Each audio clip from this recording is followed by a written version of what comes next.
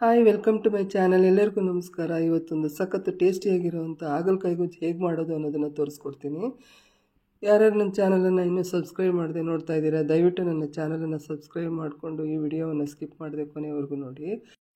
ಇದೊಂದು healthy recipe. Diabetic ಪೇಷಂಟ್ಗಳಿಗೆ ಅವರಿಗೆಲ್ಲ ತುಂಬ ಆರೋಗ್ಯಕ್ಕೆ ಒಳ್ಳೆಯದು, ತುಂಬಾ ಚೆನ್ನಾಗಿರುತ್ತೆ.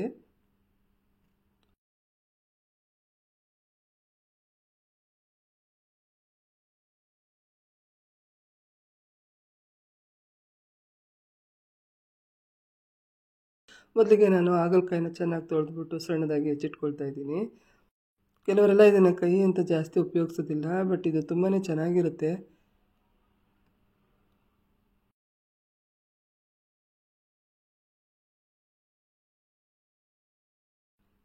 ಈ ರೀತಿ ಒಳಗಡೆ ಇರೋ ಬೀಜನೆಲ್ಲ ತೆಗೆದುಬಿಟ್ಟು ಸಣ್ಣದಾಗಿ ಹೆಚ್ಚಿಟ್ಕೋಬೇಕು ಇದನ್ನು.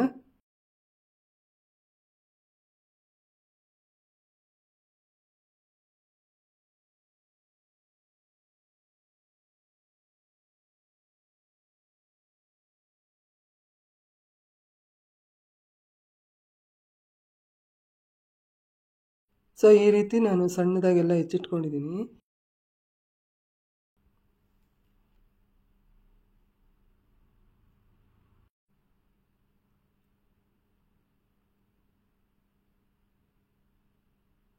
ಇದಕ್ಕೆ ನಾನು ಒಂದು ಈರುಳ್ಳಿನ ಕತ್ತರಿಸಿಟ್ಕೊಂಡಿದ್ದೀನಿ, ಸ್ವಲ್ಪ ಕರಿಬೇವಿನ ಸೊಪ್ಪು, 1 ಸ್ಪೂನು ಸಾರಿನ ಪುಡಿ, ಸ್ವಲ್ಪ ಉಪ್ಪು, ಸ್ವಲ್ಪ ಸಾಸಿವೆ, ಒಂದು ಟೊಮೊಟೊನ ಸಣ್ಣದಾಗಿ ಹೆಚ್ಚಿಟ್ಕೊಂಡಿದ್ದೀನಿ, ಒಂದು ಸಣ್ಣ ನಿಂಬೆಹಣ್ಣು ಗಾತ್ರದ ಹುಣಸೆಹಣ್ಣನ್ನು ನೆನೆಸಿಟ್ಕೊಂಡಿದ್ದೀನಿ.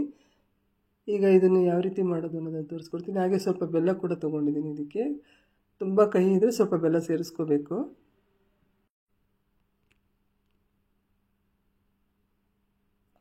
ಈಗ ಸ್ಟವ್ ಮೇಲೆ ಒಂದು ಬಾಣಲೆನ ಇಟ್ಬಿಟ್ಟು ಇದನ್ನು ಫ್ರೈ ಮಾಡ್ಕೊಳ್ತೀನಿ. ಮೊದಲಿಗೆ ಸ್ವಲ್ಪ ಎಣ್ಣೆ ಹಾಕ್ಕೊಂಡು ಸಾಸಿವೆ, ಕರಿಬೇವಿನ ಸೊಪ್ಪು, ಈರುಳ್ಳಿ ಮತ್ತು ನಾವು ಹೆಚ್ಚಿಟ್ಕೊಂಡಿರುವಂಥ ಹಾಗಲಕಾಯಿ ಇಷ್ಟನ್ನು ಚೆನ್ನಾಗಿ ಎಣ್ಣೆಯಲ್ಲಿ ಫ್ರೈ ಮಾಡ್ಕೋಬೇಕು.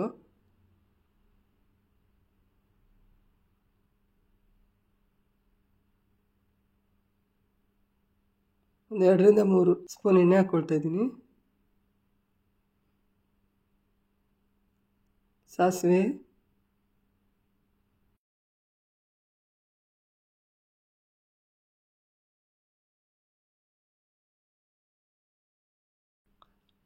ಸಿಡಿದ ನಂತರ ಕರಿಬೇವಿನ ಸೊಪ್ಪು, ಹೆಚ್ಚಿಟ್ಕೊಂಡಿರುವಂಥ ಈರುಳ್ಳಿ,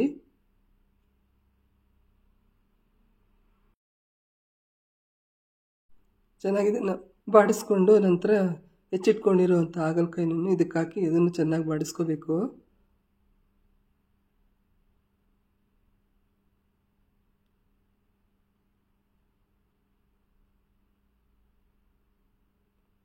ಈಗ ಈರುಳ್ಳಿ ಎಲ್ಲ ಚೆನ್ನಾಗಿ ಬಾಡಿದೆ. ಈಗ ಇದಕ್ಕೆ ನಾನು ಹಾಗಲಕಾಯಿ ಹಾಕ್ಕೊಳ್ತಾ ಇದ್ದೀನಿ.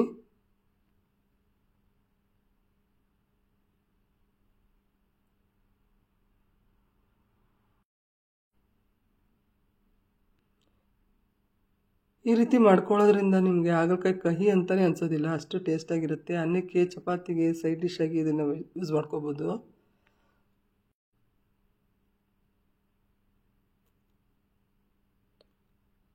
ಇದಕ್ಕೆ ನೀರು ಹಾಕದೆ ಹಾಗೆಯೇ ಡ್ರೈ ಫ್ರೈ ಮಾಡ್ಕೋಬೇಕು.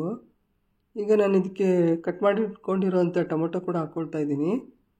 ಅದು ಕೂಡ ಚೆನ್ನಾಗಿ ಫ್ರೈ ಮಾಡ್ಕೋಬೇಕು.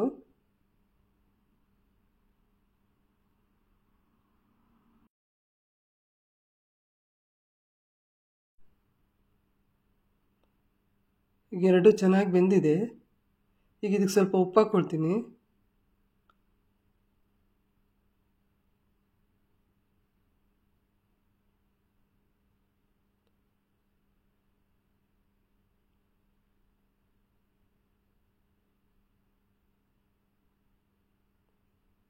ಒಂದು ಪ್ಲೇಟ್ ಮುಚ್ಚಿ ಒಂದು 5 ರಿಂದ 10 ನಿಮಿಷ ಇದನ್ನು ಹಾಗೆ ಬಿಡಬೇಕು, ಚೆನ್ನಾಗಿ ಮೆತ್ತಗೆ ಬೇಯಲಿ ಅಂದ್ಬಿಟ್ಟು.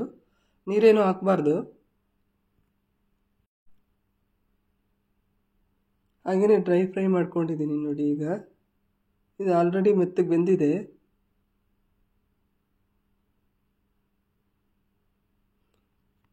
ಹೀಗೆ ಇದಕ್ಕೆ ನಾನು ನೆನೆಸಿಟ್ಕೊಂಡಿರುವಂಥ ಹುಣಸೆ ಹುಳಿ ರಸನ ಹಾಕ್ತಾಯಿದ್ದೀನಿ.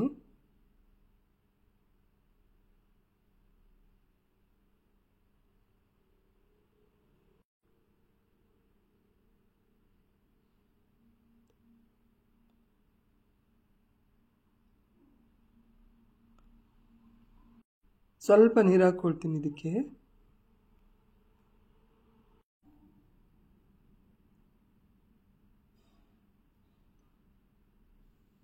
ಈಗ ಇದಕ್ಕೆ ಸಾರಿನ ಪುಡಿ ಹಾಕ್ಕೊಳ್ತಾ ಇದ್ದೀನಿ.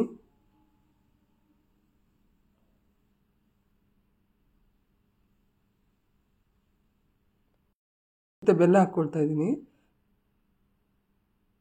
ಚೆನ್ನಾಗಿ ಫ್ರೈ ಮಾಡ್ಕೋಬೇಕು 2ರಿಂದ 3 ನಿಮಿಷ. ತುಂಬ ಹೊತ್ತೇನು ಬೇಯಿಸೋ ಅವಶ್ಯಕತೆ ಇಲ್ಲ, ಆಲ್ರೆಡಿ ಹಾಗಲಕಾಯಿ ಎಲ್ಲ ಬೆಂದಿರೋದ್ರಿಂದ ಮಸಾಲೆ ಎಲ್ಲ ಚೆನ್ನಾಗಿ ಅದು ವಾಸನೆ ಹೋಗೋವರೆಗೂ ಬೇಯಿಸ್ಕೊಂಡ್ರೆ ಸಾಕು, ಫ್ರೈ ಮಾಡಿಕೊಂಡ್ರೆ.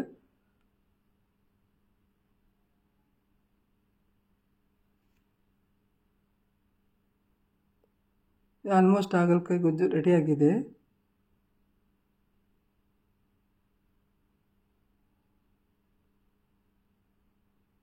ಚೆನ್ನಾಗಿ ಮೆತ್ತಗೆ ಸಾಫ್ಟಾಗಿ ಬೆಂದಿದೆ. ಇದು ತುಂಬಾ ಚೆನ್ನಾಗಿರುತ್ತೆ. ಒಂದು 2 ನಿಮಿಷ ಪ್ಲೇಟ್ ಮುಚ್ಚಿಬಿಟ್ಟು ಇದನ್ನು ಫ್ರೈ ಮಾಡ್ತೀವಿ. ಈಗ ನೋಡಿ ಹಾಗಲಕಾಯಿ ಗೊಜ್ಜು ರೆಡಿಯಾಗಿದೆ.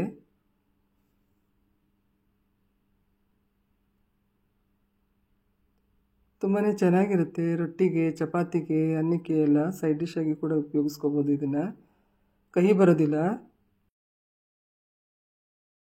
ಈ ವಿಡಿಯೋ ನಿಮ್ಗೆ ಇಷ್ಟ ಆಯಿತು ಅಂದರೆ, ಈ ರೆಸಿಪಿ ನಿಮ್ಗೆ ಇಷ್ಟ ಆಯಿತು ಅಂದರೆ ಒಂದು ಲೈಕ್ ಮಾಡಿ, ಕಮೆಂಟ್ ಮಾಡಿ, ಶೇರ್ ಮಾಡಿ. ನೀವು ಯಾವ ರೀತಿ ಹಾಗಲಕಾಯಿ ಗೊಜ್ಜನ್ನು ಮಾಡ್ತೀರಾ ಅನ್ನೋದನ್ನು ಕಮೆಂಟ್ ಮಾಡಿ ತಿಳಿಸಿ.